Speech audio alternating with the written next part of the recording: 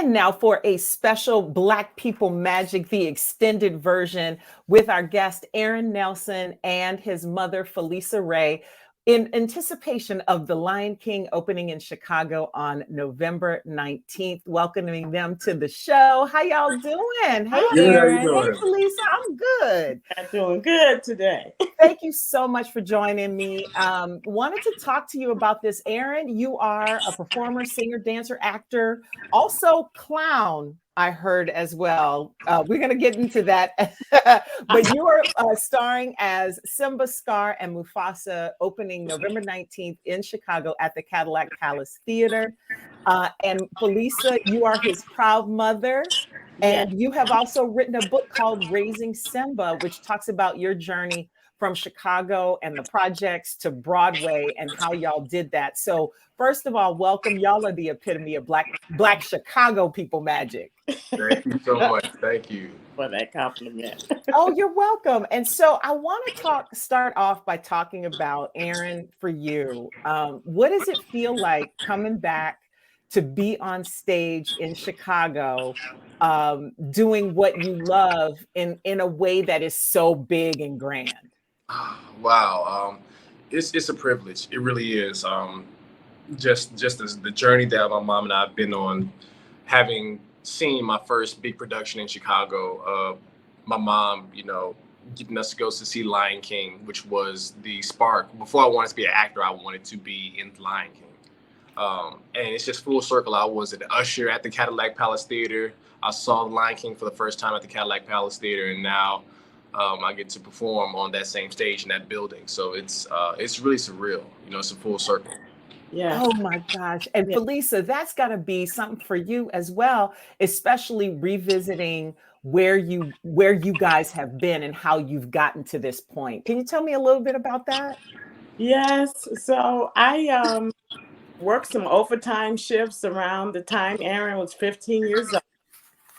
And I said, well, we're going to go see this production. We're going to go see Lion King. And Aaron was 15 years old, and we were very fortunate. We went the last day of the production. It was the last show of the run. And we got to the ticket counter, and I'm thinking I worked all this overtime because the tickets were so expensive. And the guy said, yeah, we got 2 tickets. And then when he quoted me $37 a ticket, I was like, yeah. So they were doing a special run, and that particular show was for a particular fundraiser. I believe they were promoting AIDS awareness. But anyway, we wind up like toward the front row. Mm-hmm. Yeah. You know what? That's God.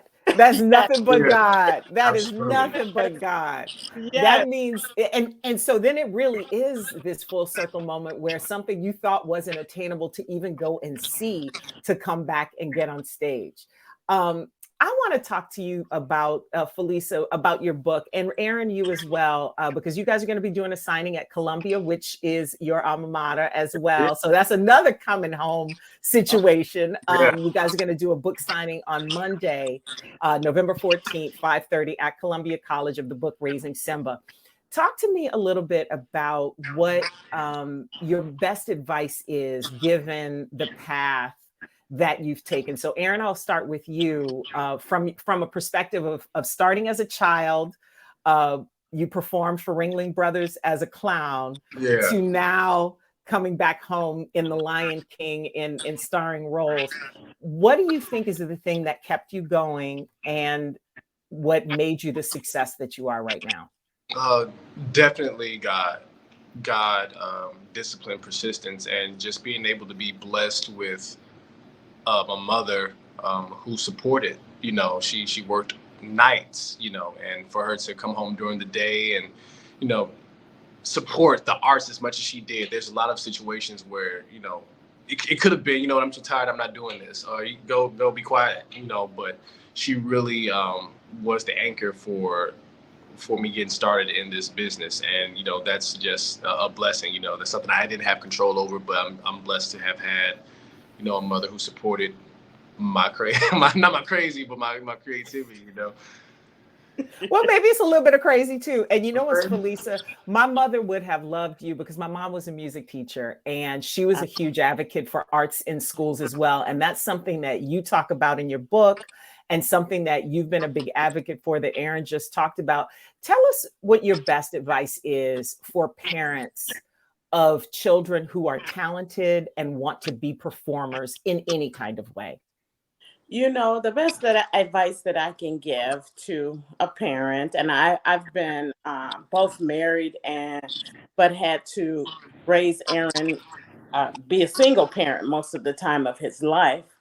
And what I would say to anyone is that, you know, you start watering those seeds early in your child. You don't wait. You start watering and nurturing what you see early. And I want to say to a lot of African Americans that money is not and should not ever be an issue. Your job is to connect and to make and develop relationships with people. When you need help, develop relationships. The relationships will get you to the resources. Drop that knowledge, Falisa. Yeah. Relationship will get you to the resources. I did not have a lot of money and I did not have a lot of knowledge in terms of what Aaron wanted to, you know, what he needed, but I asked questions. I was not afraid to ask for help. I was not afraid to get up early in the morning before the sun came up and pray about what I needed for my child. And I wasn't afraid to step out on faith. And those are things that you have to remember. And if I can just be transparent for a minute, you know, growing up in the projects and making it out of Altgeld Gardens projects, I lived a Christian-based life, but I still struggled. I had all this stuff. I went through a divorce, a child custody court, and a felon business all at the same time. But every day I got up, and I got up because of God's promises and because of that young man right there. And if you can get up, you can look up. Girl, you said a word right there. I need you to say that again. If you can get up, you can look up. And so sis, you are preaching today. It is nobody promised that it was going to be easy, but you know what? The valley doesn't last forever. We have had many, many, many more mountains than valleys. And you just have to do the work, be willing to do the work and create the relationship. That is amazing. And learn how to be kind. Learn how to say what Sidney Poitier once said.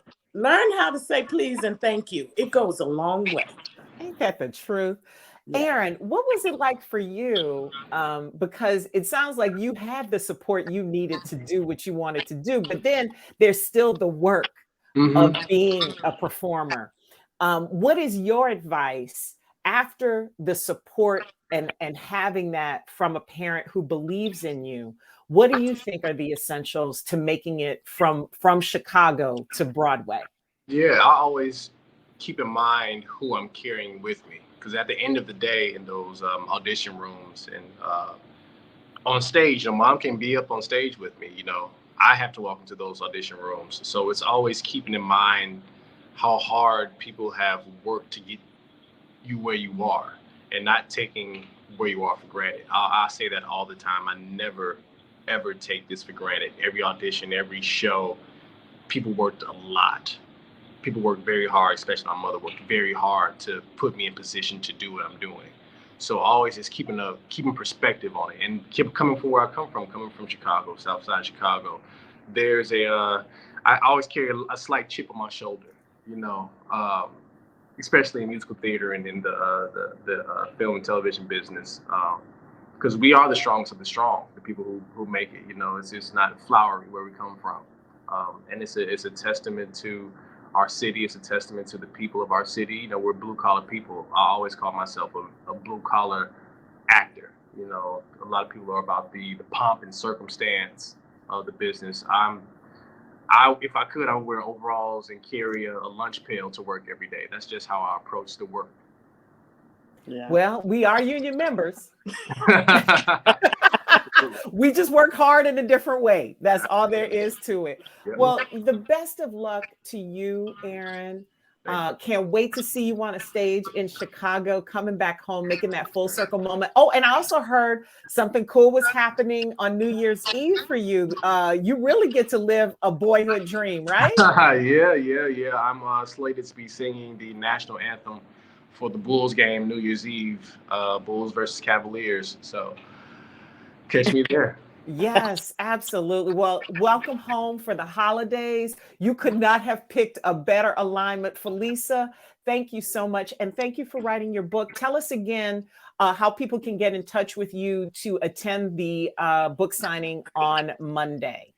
If they go to FalisaRay.com and click on the website, it kind of takes you to the event, right, where you can sign up for the book, or just sign up to be present at the book signing at Columbia College. I believe that is 754 South Wabash at the Student Center. Nice. And we'll be hanging out there around 5:30 to 8 o'clock p.m. on next Monday. And it's a celebration. We're going to have fun, music, and some talk, some real talk, so that Aaron and I can answer some questions for students and parents who are interested in the arts. Yes, I was going to ask if you guys were going to do that, because I think that, especially with all the production and everything that happens in Chicago and all the talent that is here and all the years that people have felt like they had to leave Chicago to make it, as it were. And while we may travel around and do things, there's so much here and so many opportunities. So I'm glad that you're going to be able to help the folks who are here navigate through that. Thank you so much for joining me. Y'all are the epitome of Black people magic. Thank you. Thank you. Bye-bye.